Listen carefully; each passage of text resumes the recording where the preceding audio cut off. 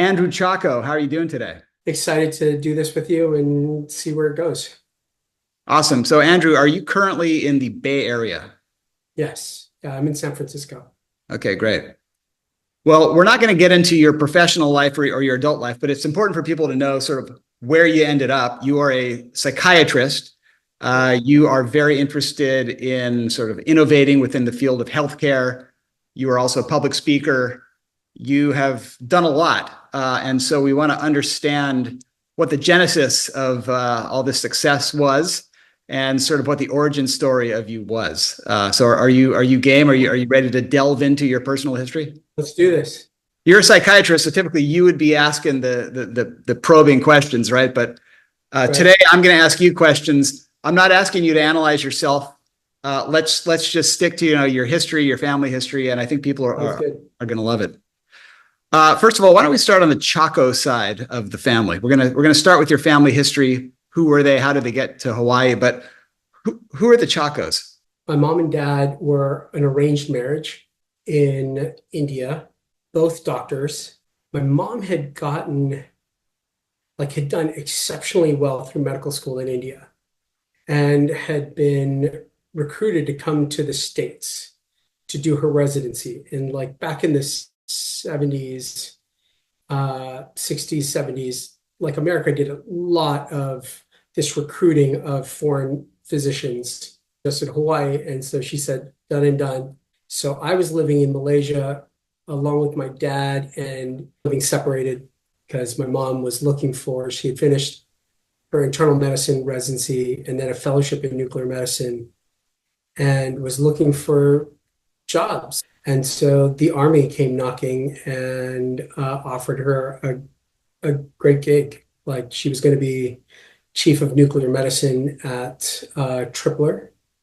So she ended up moving the family to Hawaii.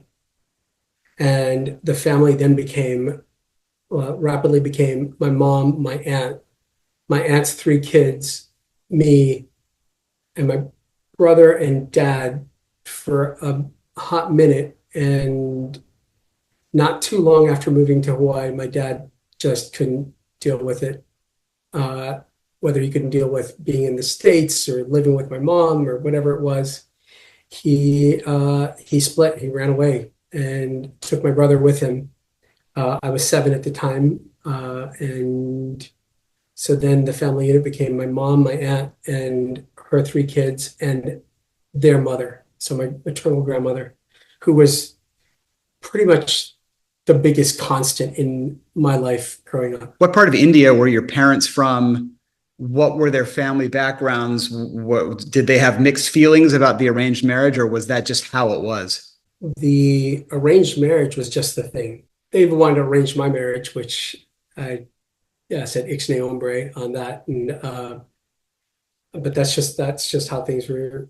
Yeah, you did ask what part of India. In the south, in Kerala. What were their families like? Were they middle class? Were they well off? My I think my dad's family was really well off. He had 4 brothers, and I think they had plantations in Malaysia and in India and property. My grandmother was a superintendent of schools. My maternal grandfather, was really smart and an entrepreneur and had like tons of businesses, but was just a bad read of character. People would like steal from his business, or they would so he would launch a business, like he had movie theaters, he had a milk delivery business, he had, an shops, he had a budget, like a number of things. And he was just like kind of gullible and got swindled out of a bunch of money. So my mom was ridiculously smart. I say was because she passed a few years ago. Probably one of the smartest people I know, like just knowledge about everything. Like you couldn't bring up a subject that she didn't know something about. How much of the time do you remember in Hawaii with the whole family there, mother, father, brother? I have Uh,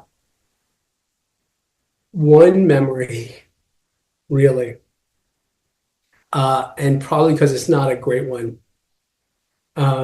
We had just moved to Hawaii, and I'm talking FOB Indians, right? Like we had just moved to Hawaii, and for some reason they got it in their head that we should go to Makapu'u.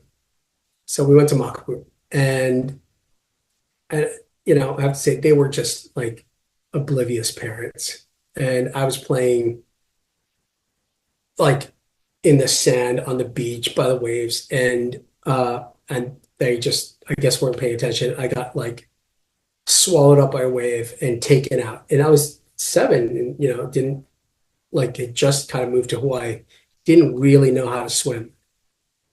And I remember thinking very concretely, oh, I guess this is how I'm going to die. And which is a weird realization for a 7-year-old who can barely grasp death to begin with. Well, I'm guessing I didn't, and this isn't just a figment of my imagination. I think I grabbed onto a rock and kind of clambered, like swam, doggy paddled, whatever I did, and got out. And as I got out, they were still kind of like still on the beach eating whatever they were doing or in whatever discussion they were having. Almost dying without your parents even noticing. It's probably not very satisfying, right?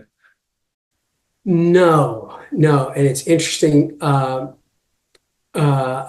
figured this out years later, that had a really profound effect on me for a number of reasons. And I remember I was going through trauma work and I was processing it because I thought like this is trauma. Like I probably have some deep rooted trauma around my parents and them being negligent or whatever.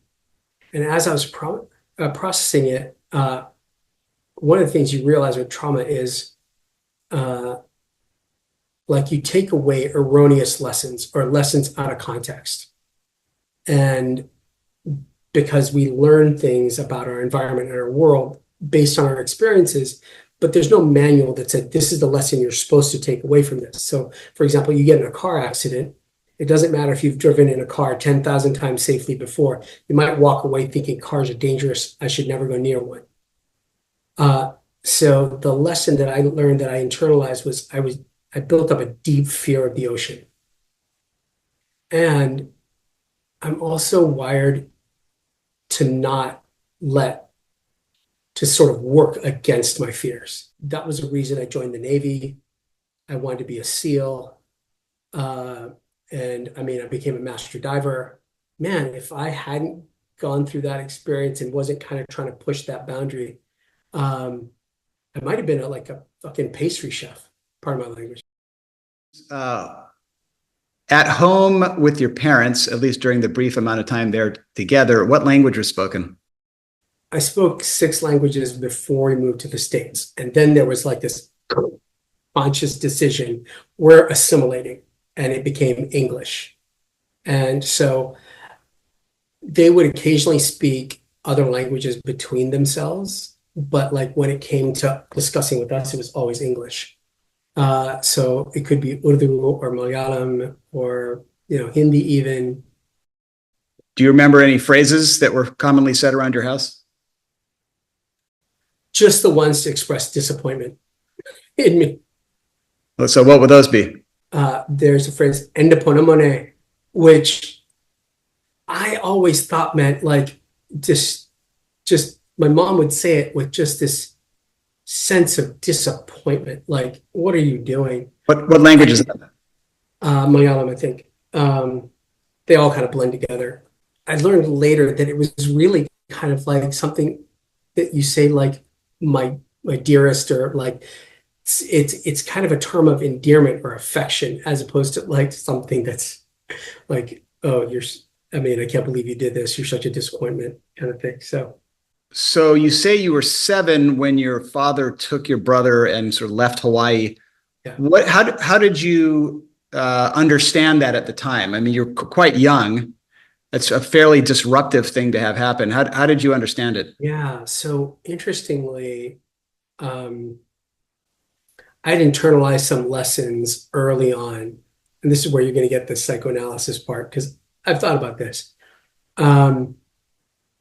that, and I think it was part because my childhood was so fragmented and I barely ever lived with my parents up until I was 6 or 7. It was mostly my grandmother, and I kind of got handed off to like different people and whatnot, but predominantly my maternal grandmother, who was wonderful, and I love her to death, but not a very emotive person, not like affectionate. I think she told me she loved me for the first time after I was 18. And I think I got a hug from her at like maybe when I was 20, 22, something. It was a first kind of, but you could tell by her actions she really loved me. So anyway, so that kind of disruptive childhood, I think I internalized pretty quickly that I had to be self-reliant. And so one day I came home from school and my dad was gone. I was like, all right, I guess this is what happens. And I had probably only spent like 7, 8, maybe 9 months with him in my life before that. So I hadn't kind of come to see him as somebody I could rely on or anything. Or, sadly, my mother either for that matter. Somehow I always felt like I was supposed to have the answers and I was supposed to figure out how to manage it. I didn't turn to anyone to be like, what do I do with these feelings or whatnot. You got to Hawaii and it sounds like about 1977. Yeah. So you were a small kid in the late 70s in Hawaii or early 80s. What do you remember? What are some of your fondest memories, or if you could paint a picture of scenes of you as a young boy in Hawaii, what were some of the things you were doing? Some of the fun stuff we were doing, like I'm going to be honest, I had a pretty difficult childhood. But there were certainly some good moments to it. Like we lived on Mariners Ridge and I had a good set of friends that lived on our street. And back in the day, there were play dates and stuff like that. You just got home, put your fucking backpack down, and then you went out in the street and whoever showed up, showed up. And we played everything from like war to like, we had like a stunt club where we would like, make ramps and jump bicycles. And like, we had grand plans of filming movies. We even, the backside was of Mariners Ridge was a lot of government property. We even snuck back there and started digging a hobbit hole because we were going to like make this grand hobbit hole and like furnish it with like furniture we found around and like then sell tickets and make like people were going to come from around the world to see our hobbit hole and like these grand plans. So it was really kind of a fantastic experience from that standpoint. And then we had like grand plans for filming like Star Wars knockoff movies down to like we had laid out like storyboards and like built like little models. I mean, nobody had a camera or any idea of like what we were doing. And we didn't actually end up filming anything, but like this idea that like all these things were possible and we could do it. That was really cool and fun. How did you understand, being Indian, being a recent immigrant? Because there were not a ton of Indians in Hawaii. There's lots of other types of people. So how did you understand that? So yeah, that was actually really hard. That was really hard for me. And I realized two things. Like I grew up with like 3 really strong women. And no male role models. So not only did I not really understand what it meant to be Indian, because there were no Indians that I knew of. Like I jokingly say, like when I left the islands, the population of Indians dropped by 50%. Not quite the case, but it certainly felt close. So the early part of my life was like really trying to figure out like what it meant to be a man. And I went to the Waldorf school like early on from 5th through 8th grade. And there were some lessons that like really stuck. One was we studied about Sparta and like Greek civilization and Greek culture. And I was like, no, those are men. No one's arguing with them. Like those are real men. And so we studied about the Renaissance a little, like a year or two later. And I was like, no, those are men, right? Like the idea is, and the idea was it wasn't okay to be good at one thing. You had to be good at everything. The Indian part was also, I realized this much later, that like I grew up in this kind of cultural vacuum where I didn't know, like, is this part of me Indian or like Hawaiian, like, like local or American, like which part of my culture is what of like my experience growing up. Not to mention there weren't even like immediate role models, but there weren't even media role models, right? Like Apu from The Simpsons, and I have a real heartache with that bastard. Like it wasn't like he wasn't cool. Like there was nothing, there was no Indian men that were cool that I'd be like, okay, that's a great example of who I can be. And so there was some shame even around being Indian, and and I didn't like it. And I realized later, having met like adult friends who grew up in Indian communities, I was like, oh, that's really cool. Like, because that they had peers that could reinforce, like, oh, yeah, you're okay, you're good, like this is who you are culturally and ethnically or whatnot. And like we love that, as opposed to I kind of had a hard time feeling like I fit in. All right, so it's 1984. You arrive at Punahou in ninth grade. The academy is what they called the high school. Yep. Were you nervous that you wouldn't fit in? What happened? How did you see yourself, and how do you think other people saw you? I came in like a huge, like a total like nerd. And that was like, I was down with like, I think I had button down Oxfords and like Michael J. Fox's character on was it Family Ties? Was like aspirational for me. I was like, he's so cool, he's so smart, and whatever. And I think I just wasn't even like that self-aware. You know, like I said, in fifth grade or earlier, I knew I had already decided I was going into the military. So I joined ROTC right out the gate. And that gave me a core group of like friends that that I really appreciated having through like high school. Did having undiagnosed ADHD affect your social life, do you think? My relationships were more, I think, hampered by being an Indian immigrant.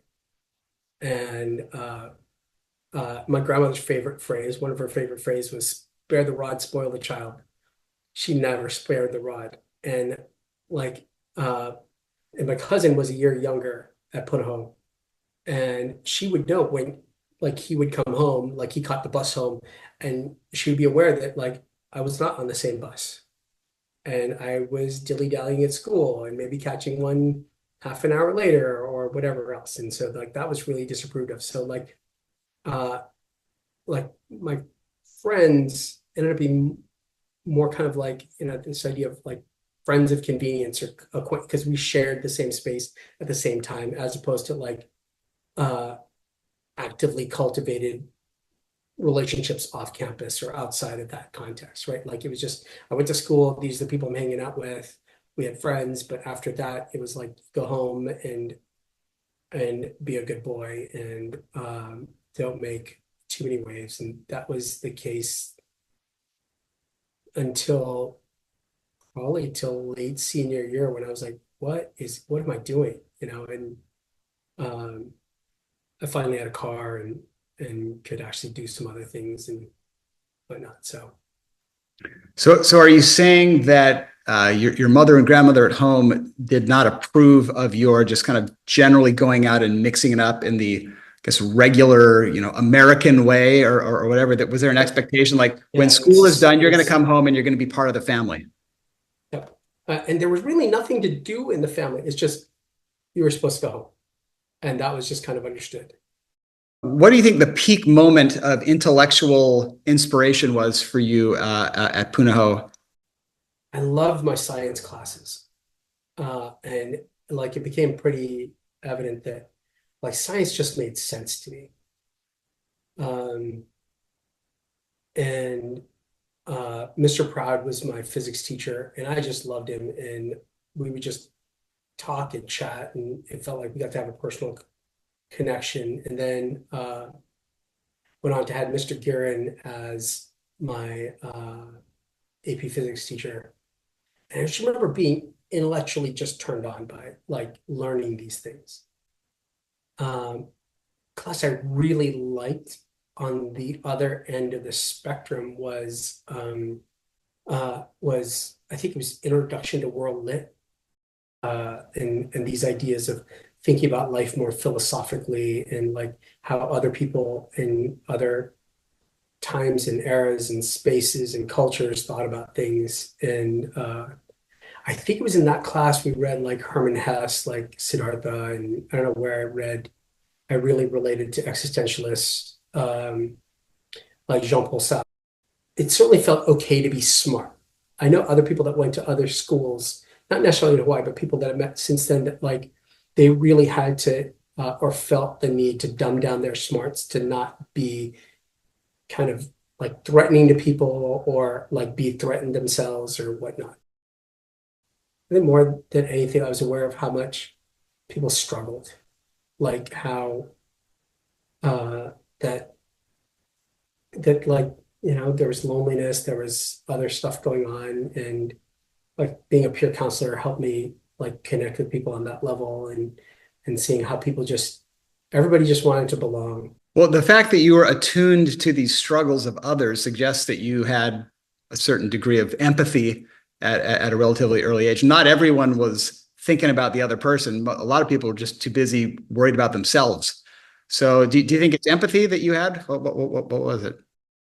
I think there's a wiring thing. I think I've always been pretty deeply empathetic, and it's not like I don't make that a value judgment. Like I'm better for it. It's just how I'm wired. I actually got chewed out for not doing it well by my peer counselor, and she called me aside and said one day, like, "What's wrong with you? You're leaving this trail of like bleeding hearts and whatnot," and like, and I was like, "What are you talking about?" And like, you know, these girls really like you or whatnot. And I was like, yeah. So you're saying that as a peer counselor, the attention that you lavished on your, I guess, clients or whatever you would call them, Yeah. that would sometimes lead to romantic attachments? On their part, I was oblivious to it. I was like, oh yeah, we're just talking about stuff. And I mean, in retrospect, I can see like, if you have someone that feels safe and like comfortable to talk to, and like you can share a lot of intimate stuff, intimate meaning personal, not necessarily sexual, but like intimate stuff with, like, it's easy to get attached. I mean, it happens like in therapy also, right? All right, well, let's go to the end of your career at Punahou. You applied to college, you got in. Where did you go? So this is the funny story. Somehow, and this is the ADHD part, like Academy application was monstrous. It was like you had to get interviewed by the senator's staff, and but then you had to take a physical fitness test and then go for a medical test and then take psychological evaluations, and like on top of all the essays and everything else, like they just were looking at the whole person kind of thing, which also then like played to that whole Renaissance idea, like, oh yeah, I need to be good at everything in order to go to this place. And I just like, I'm sitting on this packet of applications that was done, and I finally, like, the day it had to be postmarked, I was like, shit, it's like the post office is 15 minutes away. It's closing in 12 minutes. Got in my like crappy little car. We called the Antichrist because by the time I crashed it, which is about to happen, 2 gears worked and one was park. Like every time we had to reverse, somebody had to get out and push it backwards. So I'm driving, like speeding to get to the post office. I took a right turn, and there was a Coke cup that had been sitting in the corner, like next to the application, like that beige folder or manila envelope or whatever. And as I took the turn, because I was going fast, it fell over and started spilling Coke, like the residual Coke onto the application. So I leaned over and I brushed it off, And as I did it, it was just in time enough for the car to ride up on the curb and go straight into a lamppost. And like the engine block was in the passenger seat. Like I fortunately didn't get hurt. And then so I had to wait. The ambulance came and checked me out. We got rid of, like, we did whatever we had to do. I just brain dumped all of that and ended up going home. For years, I would say, the academy didn't let me in my first year. And I was really pissed at the academy for that. So I went to BU for a year. Somehow I got in. I don't even remember completing an application for BU. And for years, for decades, I thought like the academy doesn't know what they're doing, what they're missing out on. I spent my life getting ready. And it hit me like a year or two ago. I'm like, wait, I didn't apply because my application was on the passenger seat where the engine block landed. I never actually got an application in on time. So this story I kept telling myself that they didn't let me in was complete BS because I never actually applied. So fortunately, I went to BU for a year. My second year, I transferred to the academy. At graduation, when all of us were getting ready to leave, or many of us were getting ready to leave the islands, leave our parents, go live relatively independently, what was your frame of mind? I was psyched. I could not wait to get going. I was tired of living in kind of such a restrictive household, and was looking forward to the freedom that like would come with it. I didn't realize how much I'd miss Hawaii and miss my classmates and friends and stuff till like as I started going back years later, and I was like, oh, like I really like this place. And it was really special. All right, Andrew Chacko. Well, it's been great talking to you, and I've learned a lot about you and your family, and it seems to all kind of add up. I think I have much greater insight into you than I did an hour ago. Well, I really appreciate you doing this on a ton of levels. Like, I know this is a huge labor of love on your part, and I commend you for doing it. It's great.